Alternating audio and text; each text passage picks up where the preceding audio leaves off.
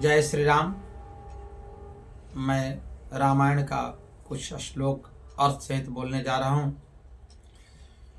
सुन खगेश कलि कपट हठ, दंभ द्वेष पाखंड, मान मोह मारादि मद, व्यापी रहे ब्रह्मांड। हे पंचीराज गरुड़ जी सुनिए, कलयुग में कपट हठ, दुराग्रह, दंभ द्वेष पाखंड, मान मोह और काम आदि अर्थात काम क्रोध और लोभ और मद ब्रह्मांड भर में व्याप्त हो गए, छा गए। तामस धर्म करही नर, जप तप व्रत मख दान, देवन बरे सही धरणी, बये न जामही धान। मनुष्य जप तप यज्ञ व्रत और दान आदि धर्म तामसी भाव से करने लगे। देवता इंद्र पृथ्वी पर जल नहीं बरसाते और बोया हुआ अन्न उगता नहीं। अबला कच भूषण भरी छुआ, अधनहीन दुख ममता बधुदा। सुख चाहई मुढ़ न धर्म रता, मति थोरी कठोरी न कोमलता। स्त्रियों के बल भी भूषण है, स्त्रियों के बाल ही भूषण है। उनके शरीर पर कोई आभूषण नहीं रह गया और उनको भूख बहुत लगती है, अर्थात वे सदा अतृप्त ही रहती है। वे धनहीन और बहुत प्रकार की ममता होने के कारण दुखी रहती है। वे मूर्ख सुख चाहती है, पर धर्म में उनका प्रेम नहीं है। बुद्धि थोड़ी है और कठोर है, उनमें कोमलता नहीं है। नर पीड़ित रोग न भोग कहीं, अभिमान विरोध या कारण ही। लघु जीवन संबुत पांच दासा, अकल्पांत नर नाश गुमानुवासा। मनुष्य रोगों से पीड़ित है, भोग सुख कहीं नहीं है। बिना ही कारण अभिमान और विरोध करते हैं। 10-5 वर्ष का थोड़ा सा जीवन है, परंतु घमंड ऐसा है मानो कल्पांत प्रलय होने का भी उनका नाश नहीं होगा। कली काल बिहाल किए मनुजा, नहीं मानत क्यों अनुज तनुजा। नहीं तो से विचार न शीतलता, सब जाति कुजाति भय मगता। कली काल ने मनुष्य को बेहाल अस्त व्यस्त कर डाला। कोई बहन बेटी का भी विचार नहीं करता। लोगों में न संतोष है, न विवेक है और न ही शीलता है।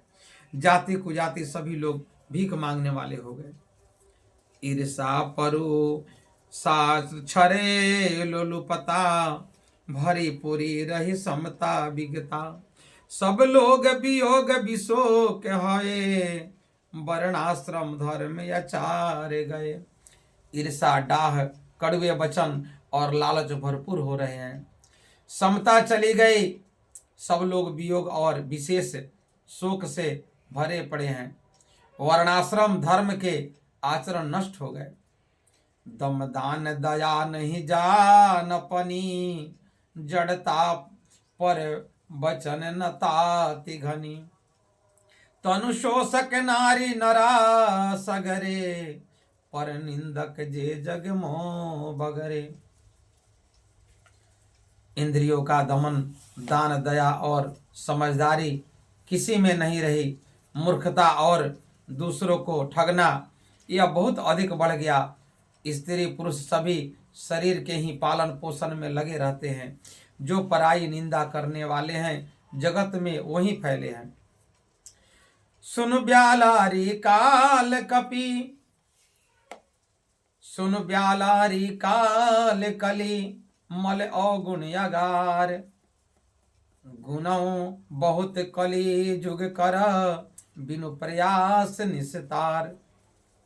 हे सर्पों के शत्रु गरुड़ जी सुनिए, कली काल पाप और अवगुणों का घर है, किंतु कलयुग में एक गुण भी बड़ा है कि उसमें बिना ही परिश्रम भव बंधन से छुटकारा मिल जाता है। कृत युग त्रेता द्वापर, पूजा मख अरु जोग।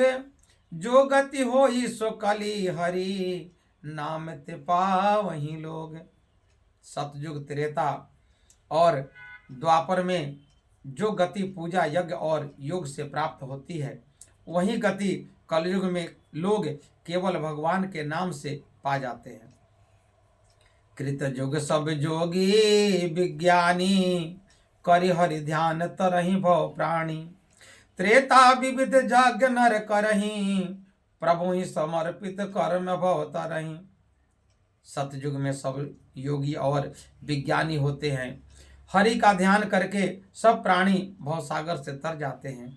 त्रेता में मनुष्य अनेक प्रकार के यज्ञ करते हैं और सब कर्मों को प्रभु को समर्पण करके भवसागर से पार हो जाते हैं। द्वापर करि रघुपति पद पूजा, नर भव तरहि उपाय न दूजा। कलयुग केवल हरि गुण गाहा, गावत नर पावहि भव थाहा। द्वापर में श्री रघुनाथ जी के चरणों की पूजा करके मनुष्य संसार से तर जाते हैं, दूसरा कोई उपाय नहीं है। और कलयुग में तो केवल श्री हरि की गुण गाथाओं का गान करके से ही मनुष्य भवसागर को पार कर जाते हैं। कलयुग जोग न जाग न ज्ञाना, एक आधार राम गुण गाना। सब भरोसे तज जो भज राम ही, प्रेम समेत गावे गुण ग्राम ही। कलयुग में न तो जुग और जग है और न ज्ञान ही है। श्री राम जी का गुणगान ही एकमात्र आधार है। अतएव सारे भरोसे त्याग कर जो श्री राम जी को भजता है और प्रेम सहित उनके गुण समूहों को गाता है, सोई भवतर कछु संशय नाही, नाम प्रताप प्रगटे कलि माही। कलि कर एक पुनिते प्रतापा, मानस पुण्य होई नहीं पापा। वही भवसागर से तर जाता है, इसमें कुछ भी संदेह नहीं है। नाम का प्रताप कलयुग में प्रत्यक्ष है। कलयुग का एक विचित्र प्रताप महिमा है कि मानसिक